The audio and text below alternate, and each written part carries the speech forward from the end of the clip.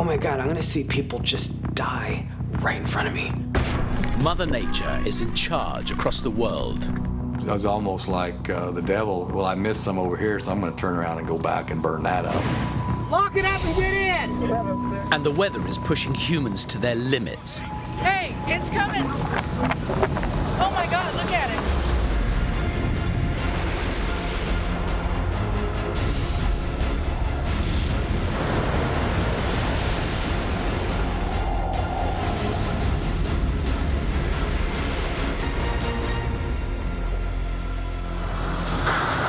World's Wildest Weather.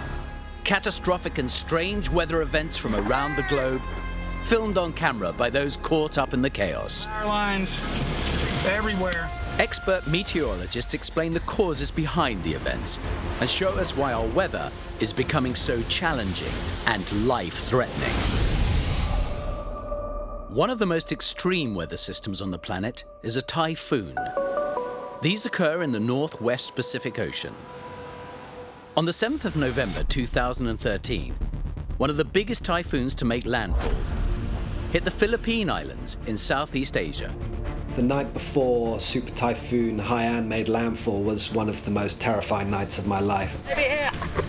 The scariest moment of Typhoon Haiyan was looking at people trapped in the water and thinking they're gonna die in front of my eyes. More in there, Josh. Once the storm surge started rolling through Tacloban, we knew that potentially thousands of people were dying around us. The area sits astride the typhoon belt and is regularly battered by an annual onslaught of tropical storms. A typhoon is another type of tropical cyclone. It's named a typhoon for the basin, the ocean part that it occurs in the western Pacific. Typhoons can get so big and so destructive because they have a tremendous amount of open Pacific water to work with. It's very warm. They don't have a whole lot of wind shear, disruptive winds to take away from that circulation and really getting going.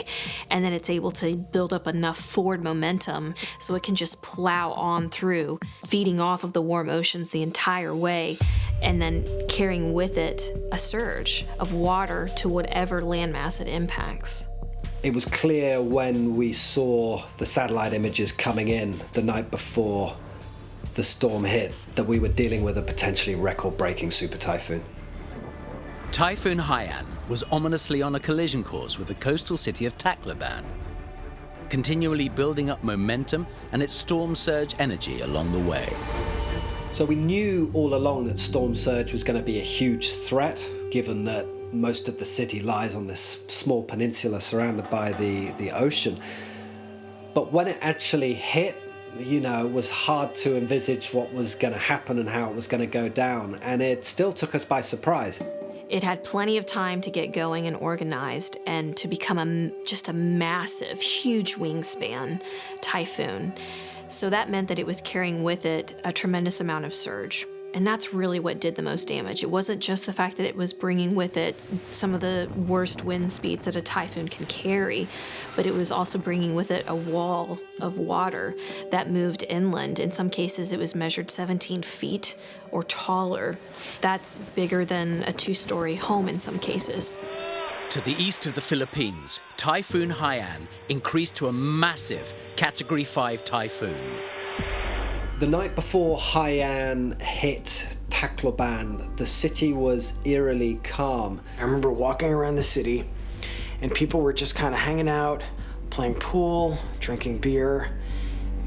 People clearly did not understand what was coming. The weather bureaus were throwing out wind speeds which we'd never seen warned before. That was quite terrifying, to know that we were committed to, we were there and there was no escape. Typhoons occur because of a disturbance, and that disturbance could be a complex of thunderstorms that starts to form, and they're really disorganized, but then they're able to have enough of them coming together with little other disruptive pieces to its development over warm ocean water that allows for them to start to spin together as one unit. So you'll see that spin start to happen as it then moves westward, generally toward very populated parts of Asia and the Pacific Islands. The Philippines is the world's capital for intense tropical cyclones.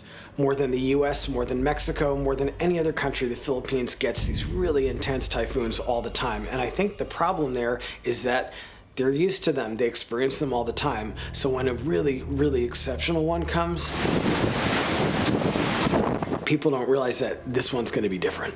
I felt that people didn't understand really what was coming, and I was right. The USA has experienced some of the most gut-wrenching tornadoes ever dealt with by humanity. Tornado Joplin was a catastrophic multiple vortex tornado which hit the town of Joplin, Missouri on May 22nd, 2011. Now, this tornado had winds in excess of 200 miles an hour, and it lasted an immense 38 minutes. Forecasters call it a loaded gun. During a tornado season in the US, there'll be on average around 1,000 tornadoes, but only 20 will be in excess of an EF3 or greater. That's a violent tornado, and with that, possibly only one EF5. Its path was a mile wide, but it tracked over 22 miles, and in its wake, there lay a huge amount of devastation. Look at this. One. Another snipe. A tornado is a violently rotating column of air that connects from a cloud to the ground, and you have to have that connection for it to be called a tornado.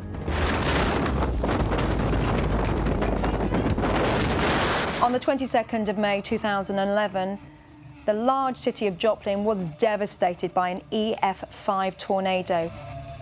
One particular region of the USA has the most storms. It's referred to as Tornado Alley. This is where Tornado Joplin forced itself into the record books in the US state of Missouri. Tornadoes come from thunderstorms, from cumulonimbus clouds. And in Tornado Alley, the ingredients sometimes are just ripe for everything to come together to create these violent tornadoes. So what do we have? We have a very warm surface air coming up from the Gulf of Mexico, which is loaded with moisture. And then we have the upper air winds, which are coming from a cold direction, that's the north or northwest, moving over the Rockies, which gives the clash between the warm and the moist and the cold and the dry. In between, we have some dry air coming in from the West Plains. And this all really brings together an explosive set of circumstances which sometimes can lead to tornadoes. Hey, I don't know if you can tell on this camera, and I don't know if you can hear, but these clouds are rapidly spinning. That right there is a tornado. Holy crap. Tornadoes are actually quite common in the United States. We have more than any other area in the world. Generally, we get more than 1,000 tornadoes a year. Hey, it's coming. Oh my God, look at it. They can happen any time of the year, any season, under almost any circumstance, but there are some key ingredients that are very common for tornadoes to form. Generally, you want moisture, good moisture, but you can't just have a hot, humid day. You need to have something to force it to rise, that air at the ground level and that moisture to start rising. That trigger could be a boundary at the ground level, or a cold front, or a warm front, any kind of boundary at the surface that's going to help trigger. It's called lift. It helps to lift that air mass up and get it going, sort of like kicking a ball into the air. You want to give it that initial nudge. I have to stop. This thing is getting bigger and bigger. This thing is getting large. Now, there's a larger feature which occurred during the time of Joplin, and that was the existence of gravity waves. These gravity waves billow out like throwing rocks in a pond, and you can see them sort of undulating through the middle part of the atmosphere. And what it means, increases the spin of things like tornadoes, like an ice skater spinning around and elongating their body so they spin faster and faster and faster. So the existence of these gravity waves really enhances the energy and the instability and the spin within these storms. Switch, go. Let's go back. Actually, go straight. It's dangerous to be caught in a tornado, period, regardless of how strong or how weak it is. With the big ones, you have to be in a sheltered, secure place. Generally, a well-built structure, concrete's best. Below ground is ideal. It's best to be at the innermost room, lowest level of whatever structure you're in. Jenna, I can't stress to you enough. Stay in the cellar, all right? And get away from windows and put as many walls between you and the outside as possible. That's going to increase your potential of surviving a tornado with minimal damage to yourself. At 17 minutes past 5, the first warning sirens rang out as touchdown in the Joplin area was imminent. Keep my wife safe, she's over there, Lord. Oh my goodness. In the case of Joplin, it accelerated to an EF5 so rapidly, warnings are only so much use, particularly when a tornado of this violence can level a block of flats. People were told to get somewhere safe immediately. 82% of the homes in the Joplin area did not have basements. So where do you run when there is a warning for a tornado? At 34 minutes past 5, the tornado swept into the city with only 17 minutes advance notice. I just saw a car flying through the air, man. Thought I'd warn you guys if it starts turning this way. The Joplin tornado, which was in Missouri, was tough because it was warned, but not everyone heard the warnings about 20 minutes in advance. The tornado's track went directly through the heart of the town, hitting key places like the school, the high school, the medical facility, the hospital. They all took direct hits. And this tornado was getting wider and wider, and the winds were also getting stronger, so it ended up producing EF5 damage. The escalating power of the tornado as it hit the built-up areas was catastrophic. That's why Joplin was so terrible, is there were people who didn't hear the warnings before they came, even though they were issued, and it was growing and intensifying as it was moving into a very densely populated part of town.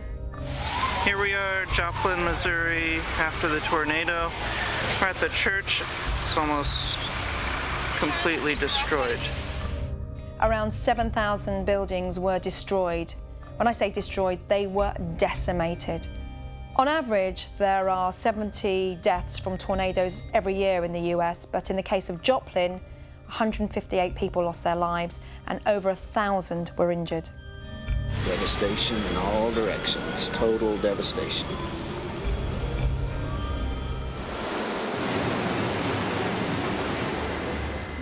The magnitude, intensity, and overall destructive power of typhoons has increased over the last 40 years. Scientists now suspect that the cause has been the increasing water temperatures around the world due to global warming.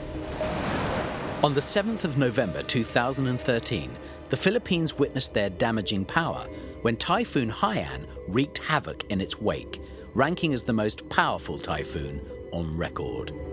It wasn't until daybreak that we really got a clear inkling that a powerful typhoon was getting close. So I was watching the satellite images and I could see the typhoon was getting closer and closer to the city. We were quite close to it, but the weather wasn't that bad. It was just sort of cloudy, rainy, and I'm like, where's the typhoon? The ocean surrounds the city on basically three sides. The city was extremely vulnerable, and especially our hotel, since it was 3 stories high. I remember just around 7 a.m. wondering, where is this thing? Is it gonna hit? And then all of a sudden I looked across the city and across the bay, and I could see it coming. It was just like this wall of wind and rain, and it just swept into the city, and then things went nuts. Josh and James managed to capture the colossal force of nature that was Typhoon Haiyan as it struck the small islands of the Philippines. In the space of 45 minutes, it went from pretty manageable to hell on earth.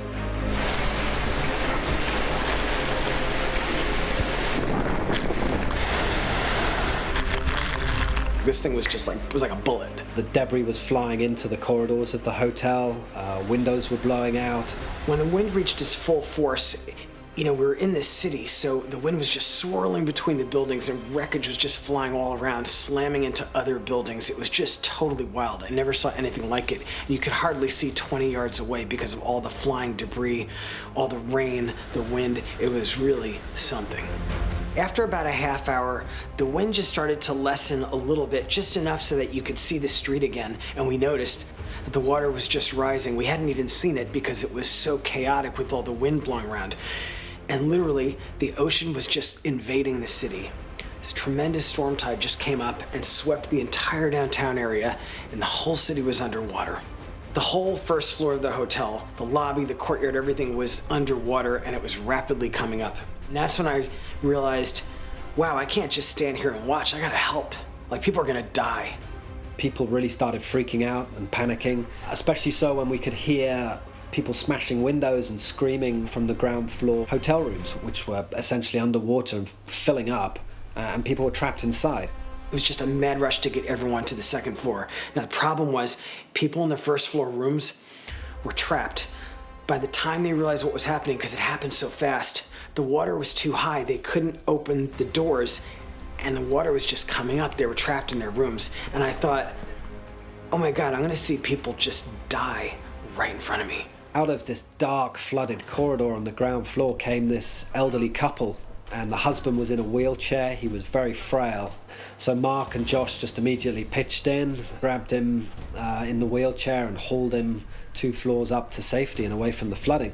Got up to those rooms, they smashed the windows, and we were just pulling people out of the windows, putting them on mattresses, and then ferrying them over to the main staircase to get them upstairs.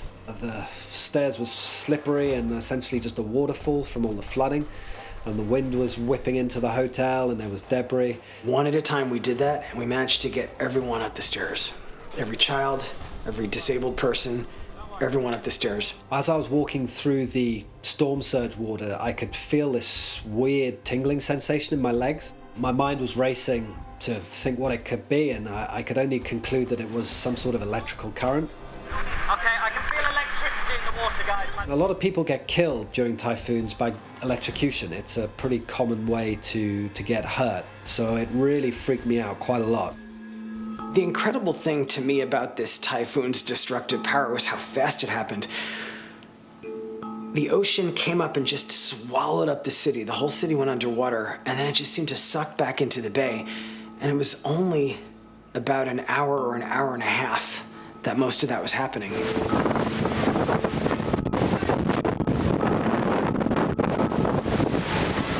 Understanding the impact of storm surges is a science in itself. There are so many factors. When high tide is, the direction of the wind and the strength of the wind. Not only that, how steep the coastline is. A whole city of 220,000 people went underwater. And that sort of event is going to be a catastrophe, and it was. The Filipino government declared a state of national emergency. There was no clean water in the decimated city, and looting began as food sources were scarce, roads were impassable, and aid could not reach the injured survivors. We stepped outside into the city, and it was like you couldn't recognize a lot of it. Whole city blocks just flattened as if by a nuclear bomb. Dead bodies. The streets were just buried in debris and tangled power lines, and people were just wandering around in a sense of shock. I walked down to the waterfront. The whole place had just been wiped out. People looking for their loved ones. It was an awful scene. There was a complete breakdown of societal order. The whole parts of the city were flattened, thousands of dead people, the infrastructure wiped out. This was the real deal in terms of epic catastrophes. It was clear we needed to leave the city as quickly as possible. The rooftop of our hotel gave us a view of the airport, which was about 2 miles away across the bay. And that was extremely useful because we knew that 24 hours after the storm had hit, the military planes had started landing there. And as luck would have it, we spoke to a senior Air Force officer who explained that the helicopters were coming into town with food, water, and medicines, but running back to the airport essentially empty. And he offered us a lift on one of the helicopters, and it was, an offer we couldn't refuse. If the people in the way had understood what was coming and had really comprehended it, and they knew what storm surge meant, they knew that meant the ocean comes up onto the land, all those people wouldn't have died. Super Typhoon Haiyan was classified as one of the most powerful storms on record. The death toll was over 6,500 people. Estimated cost for rebuilding ranged from 12 to 15 billion US dollars.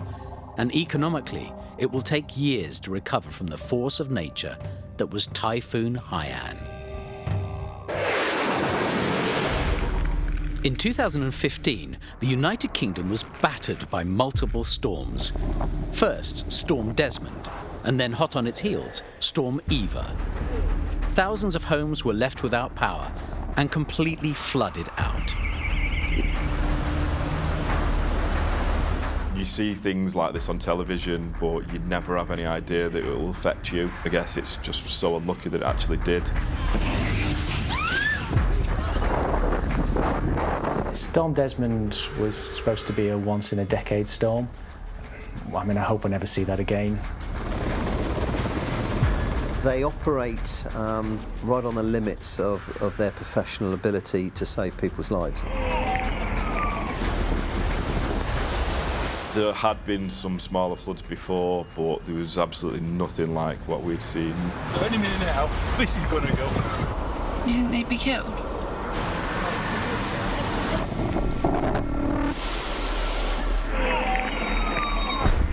There had been 2 major floods across northwest England during the decade leading up to 2015, namely 2005 and 9. But the floods which occurred during 2015 broke all rainfall records. The weather conditions in the run-up to December didn't appear to be very unusual for that time of year, but more unsettled patterns were being seen year on year due to global warming and changes in sea temperatures. In the autumn of 2015, we saw a period of quite wet weather, so sustained raining that really made the ground quite sodden. So the water table rose. Within a single day, Storm Desmond had broken the United Kingdom's 24-hour rainfall record with 341 millimeters of rain. One of the issues with Desmond as it pushed in was that the rain became aligned with the wind. So there was no forcing one way or another. It just kept persisting in one particular region. So rainfall totals were in excess of 300, perhaps even 400 millimetres, which says to forecasters it is going to flood. But because of the dips and the valleys of this region, the rain and the water was concentrated in the lower levels, falling really rapidly down the hills. Storm Desmond pummeled the UK first on December the 5th, bringing with it extreme rain and winds of up to 99 miles per hour. Storm Desmond has battered Cumbria, bringing with it heavy rain and strong winds. Cumbria police have declared a major incident, and there are still 40 severe flood warnings across the county. The force says organisations are using their specialist skills in the face of very challenging weather conditions.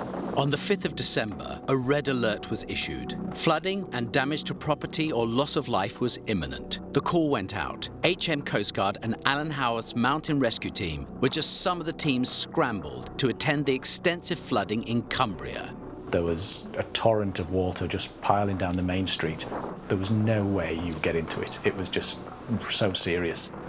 It's a late Saturday night in December. We've been called up to Cumbria to help with the floods. It's pretty serious flooding. It looks like it's the worst flooding they've had in years from what I'm seeing tonight. Appleby in Cumbria was massively affected by the floods. Flood defences were being breached and huge areas of the town were cut off, and people were stranded by the rising waters. I mean, Appleby, the place is completely cut off. We've just been in the river. I've been up to my waist, back up to my chest at some point, next to people's front doors. The river's completely flooded, the bridge is flooded, the whole town's cut off. So we're just trying to go door to door, make sure that nobody's stuck. The volunteer mountain rescue staff worked all through the night, in sewage-infested waters until the very early hours of the morning. We were up till about 5:30 last night. Managed to grab a couple of hours sleep. Attending a flood isn't really a normal day job for a mountain rescue team. It is quite rare. They tend to come in batches, so maybe we'll get 1 or 2 floods in a short period of time. Are you all staying? It's a really strange atmosphere when you go into these floods. I mean, for starters, cars are abandoned. As you go through, it's a really eerie kind of place, because what would normally be really busy is really quiet. Except for people who are stuck in their houses. Are you all right? Yeah. Even though the rain had stopped, the water levels kept on increasing. First of all, we've got to look at the vulnerable care homes, where we've got hospitals. Those need to be evacuated. Our street's still completely flooded, so we can't actually get to the house yet. Cumbria Police are urging people not to return to their flooded homes across the county tonight. They've advised people to self-evacuate. I think we're going to evacuate the whole street. The river levels are still rising, so when we get down the bottom, it's pretty much over my shoulder height. So I'm floating. I can't actually touch the bottom. Within the United Kingdom, we've become very good at working cooperatively. Where you've got fast water and you've got vulnerable people in difficult to access areas, sometimes a helicopter is the only real safe means by which you can carry out that recovery. Across northwest England, Cumbria and Lancashire, over 5,000 homes were flooded. Rail links were blocked, the army was called in as bridges were damaged and no one could get in or out. Cumbria suffered massive damage. Whole communities were left homeless, villages were cut off, and the army was deployed to help with the rescue effort. But there was another storm yet to come. In the wake of Storm Desmond, which happened at the beginning of December, the land was totally saturated, and all it took was another storm to hit the UK across northern England, and that's exactly what happened on Boxing Day. The imbalance in the weather system, which is being brought on by climate change, is shifting our weather patterns. Kansas in the USA has seen much wetter springs, which is increasing the growth of grass, brush, and trees in the early season. You'd think that would be a good thing, but then it's a huge bonfire waiting for a match to ignite it. In the 34 years I've been fighting fire, we've never been up against a fire like this one. You gotta stay in your trucks. It's coming. Get ready. It was almost like the devil, well, I missed some over here, so I'm going to turn around and go back and burn that up. The worst part of it was the smoke. I mean, it was just, you know, it was so thick you could cut it with a knife. This fire was just a monster. It ate everything in front of it. It didn't care what, it didn't care who. It just was big and getting bigger. The 2017 Kansas wildfire burnt over 650,000 acres of land. 2,000 volunteer and service firefighters battled the fires for days, trying desperately to keep them under control. The day that we had the big fire, it was really warm early that morning, like by 8 o'clock. We were actually working cattle. We had moved all the cattle pretty close to the area where we are right now, and we were processing those cattle, giving them their vaccinations. We had been getting information on the radio and through the forestry that it was going to be a bad day. We just didn't know where it was going to happen. The wind was pretty strong, and the humidity just kept dropping lower and lower and lower. It is thought that the fires started in the neighboring state of Oklahoma, and with tinder dry grass and ever-changing winds picking up speed, the relentless fires were now raging towards Kansas. We noticed and smelt the smoke, and with that much wind, you had reason to be concerned, and so I told the crew that I'm going to go check it out. I was hearing all the commotion over my police radio, and that's when I learned that there were fire had started up by Wilson Lake, and the 60 to 80 mile per hour winds were pushing it very quickly to the south. Met up with another rancher, and we could see the fire, and we could see where it was. At that time, the wind was out of the south, and with that 60, 70 mile an hour winds, we thought the best thing we could do was stay out of the way. A wildfire is a fire that starts generally in a natural environment and gets out of control. It could be started by natural causes such as lightning, or a man-made cause, dropping a spark or a cigarette butt, anything that can trigger a fire. The closer I got, I could see the smoke, the plumes of smoke. You could see that it was growing and growing, getting bigger and bigger. Well, you have to answer the question, what is a fire to begin with? It's combustion. It's when you have several pieces that come together to create a fire. You need oxygen, you need air to feed that fire. You need a fuel source. It could be dry grass or tinder, anything that is going to catch fire and help that fire continue to happen. And you need to be able to have that spark, whatever is going to ignite the fire to begin with. So you need all three factors in order to lead to a fire in the first place. Also, we look at the vegetation or the plant growth in the area. Fuel load, that's the amount of trees or plants, but also the moisture content of these trees and plants. And during a drought, the moisture content goes down. Wildfires are very unpredictable and can be ignited in the most remote places, and so sometimes it's a long time before they are spotted, and by then they're out of control. We respect fire, and you try to learn to try to outthink it, and sometimes it really fools you. The wind direction has a lot to do with it, so you constantly have to be on your toes listening to the weather and trying to figure out what's in front of it and where the houses are and where the big fuel is and where to attack it at. What happens in flat areas. If you get different boundaries, perhaps you've had in the southern plains of the United States, you get something that's called a dry line. It's literally just a boundary between hot, dry air coming out of the desert regions of the Southwest, as well as the moist air coming in from the Gulf, which is generally pumped in from a strong southerly wind. You get that conflict, and you'll have a fire start on one side of the boundary with winds coming from the south, but as soon as that boundary passes over that wildfire location, it's going to immediately shift those winds. That makes it incredibly dangerous for the people that are trying to fight the fire, first of all, and then for those who thought, well, I'm safe in my home or where I'm at, but as soon as those wind shifts, so does the way that the fire grows and moves, and that makes it particularly dangerous. At that point in time, the wind was out of the south, and we felt we were safe because it was going 60, 70 miles per hour to the north. It was not going to come this way.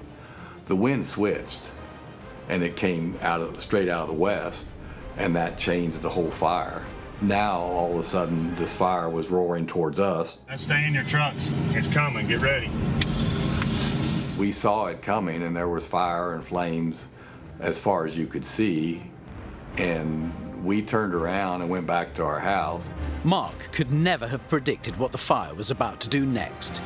We had a couple horses at home, and we had a couple of dogs at home. And so we rushed back to the house, and the fire hit our house at the same time we got there.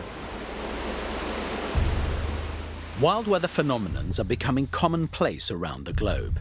Our weather patterns are changing, and people struggle with what nature unleashes.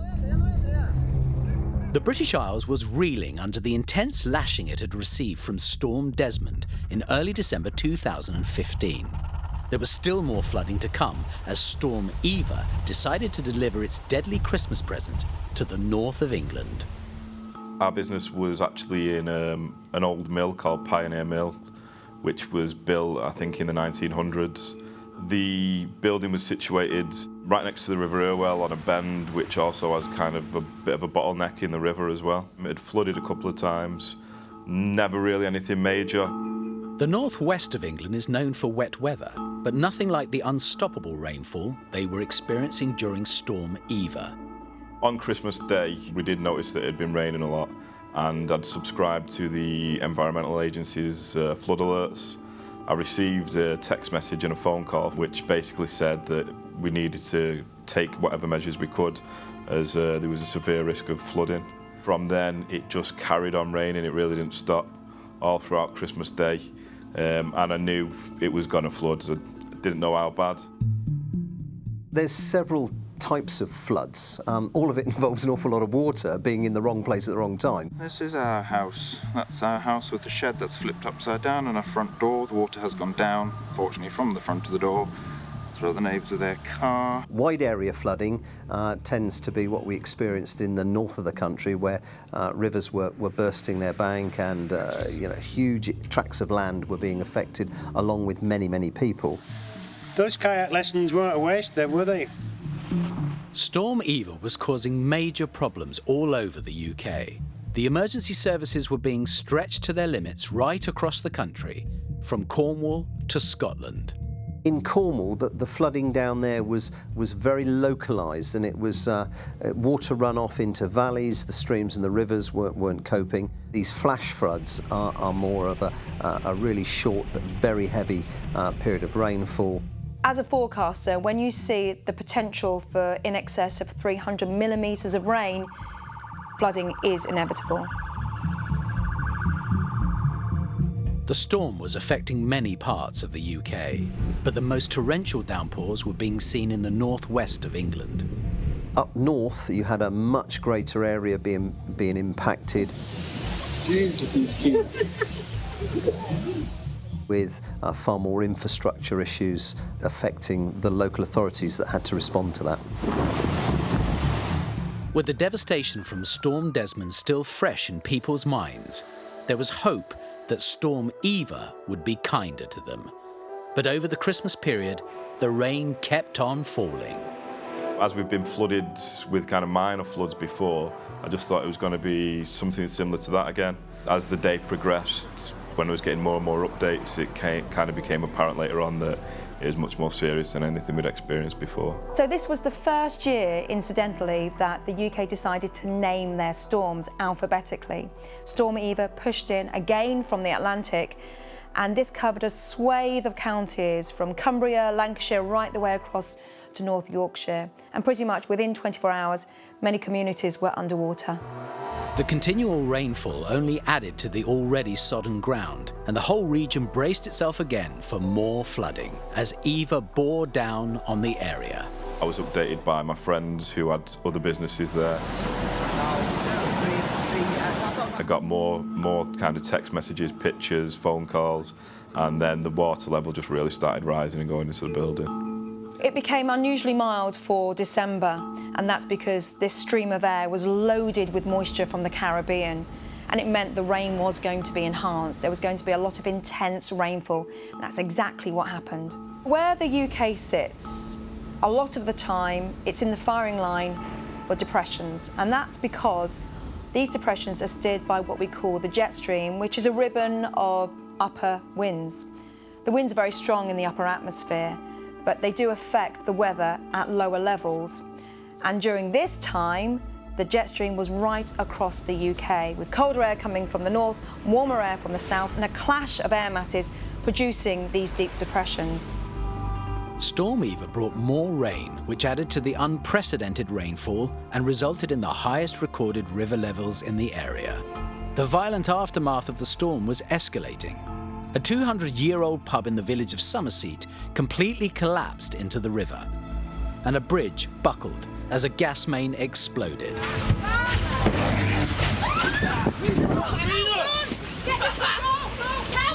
that, run the gas pipe!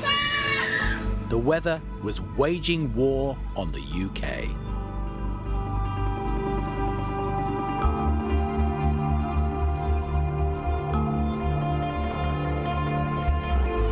The flooding ruined all our stock, and I remember kind of going down there and just looking at the devastation that was caused. Their business was completely wrecked. They lost all of their stock of paper products, and without insurance, Chris knew that they had lost their livelihood. When we got there and we actually saw it for ourselves, just the sheer amount of devastation, the kind of silt left behind, and just mud everywhere, everything drenched. We pretty much knew straight away that was it. And, you know, it was overwhelming, to be honest. So, all right. It was really sad to just see so many people who was kind of potentially going to lose their livelihood. Storm Eva and the Christmas flooding she brought in her wake damaged more than 2,250 homes and 500 businesses. The damage to infrastructure was estimated at £1 to £1.5 billion. From floods to fires, the world is being tested by extreme weather. In Kansas, Mark Gardner and volunteer firefighters Bernie and Levi Smith are witnessing an inferno traveling at 60 miles an hour, heading straight for them. We fought multiple fires, but this one was running 70 mile an hour on the ground, and it was just eating everything in front of it. We turned around because the fire was coming right at us, and we knew it was headed for our house and for our animals and for where all the people were. All of a sudden, the largest fire anybody had ever seen was coming straight towards everybody. The wildfires that happened in parts of the Southern Plains, just east of the Rockies, were terrible because you had those long-term conditions setting up. You had a long-term drought. You had the winter that did not bring what it needed to keep the ground saturated. And then you had multiple wind shifts from multiple boundaries, a cold front, a dry line, several different wind shifts happening over a short period of time that allowed for, once the fires started, to really spread out of control. Multiple fires raged over the whole region, pushing the limits of the volunteer firefighters. We learn on every fire that we go out on. You constantly have to be on the lookout for wind shifts and terrain changes because that's going to change the behavior of the fire. I was sitting in the median of I-70. That's basically the grassy area between the east and westbound lanes. And I was sitting there looking north towards Wilson Lake and watching that fire just steamroll towards us, and wondering when I should shut the interstate down and stop cars from going through. If you need to find your bump on this Chevy. We rapidly turned around and raced back to let everybody know we were calling people on our way to get out of there. We went to our house to try to save our horses and our dogs. What we saw was a line of 20, 30, 40-foot flames.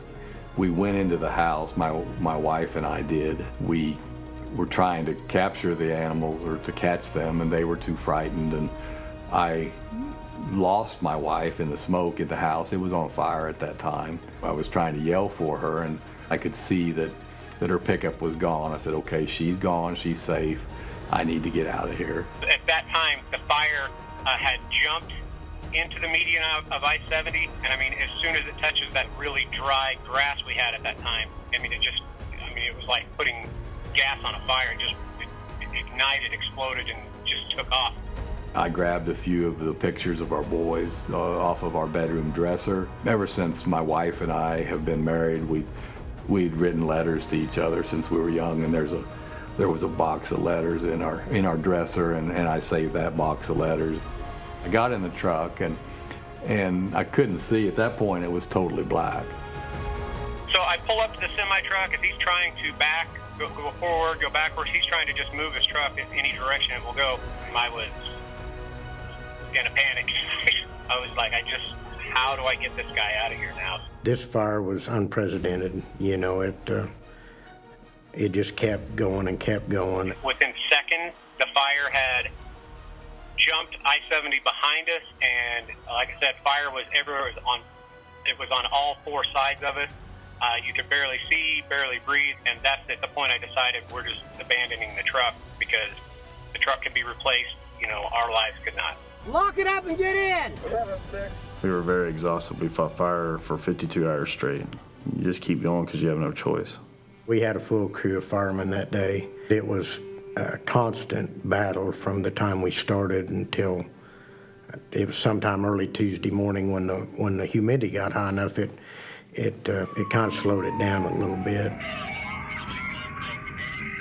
The guys, they never backed up. They just kept going, and I was very proud of the firemen because they never faltered, and it got pretty intense sometimes. At that point in time, I mean, the smoke was still there and the house was still burning, but the major fire was gone. When the sun come up, you can start seeing the damage. The burnt fences, the grass gone, the houses still smoking. tractors burned. We love these animals.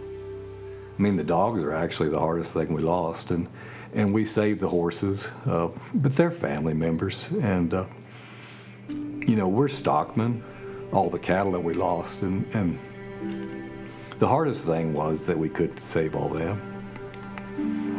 So, excuse me. Oh, okay. We're tough, we're not supposed to cry. So.